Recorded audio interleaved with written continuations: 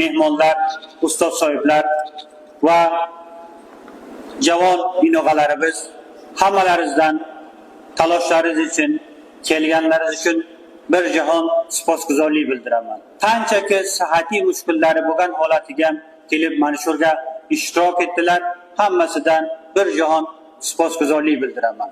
Bu tarixiy ro'zga Afg'oniston turklarining oyindasi uchun va biz har zamon bu shiorni aytganmizki, ne biza zulm ko'raylik, ne bir tagi biza zulm qilamiz.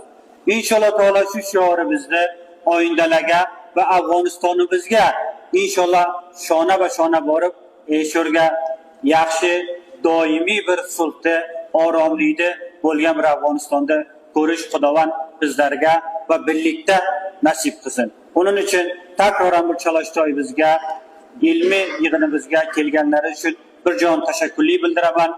Chunki bu zamonga olishimizning sababi Afg'onistonga bo'lib to'xtagan Safot shamolga, xususan Turkiston zaminga bo'lib to'xtagan bu zulmni tilga keltirmoq va buning uchun ilmiy bahslarimda xususan professor ustozlarimizdan, doçent ustozlarimizdan Afg'oniston yigitlari ki mana shu vaqtiga o'qib kelgan va hozir ustoz bo'lganlar ularni og'zidan eshitib va qanday bir yo'llarni topish kerakki, ularga akademik, ilmiy bir shaklda javob bersak.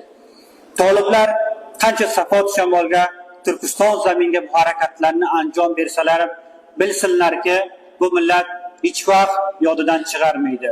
Bu to'proqlar Afg'oniston turklarining tam ma'nosi bilan minglarcha yillik to'prog'idir. Qanchaki damga o'zbekni, turkmanni qo'yib bu harakatlarni ham qilsalar, bilsinlarki, ro'z-baroz sulhga bo'lgan imkonni qo'ldan berib kelayotibdilar. Uning uchun toliblarga shu vaqt borki, tezroq bir shaklda muzokara yo'liga kirsinlar. Agar ularni mumkin oxiriy chanslari bo'lsa, hech vaqt Afg'oniston turklari ne tilidan, ne farhangidan, ne to'prog'idan voz kechmaydi. Hammalaringizga bir jon tashakkur. Alloh panohida bo'lalar. Katta rahmat bu chalishtoyimizga, ilmiy yig'inimizga ishtiroklaringiz uchun. Assalomu alaykum va rahmatullohi va barakatuh.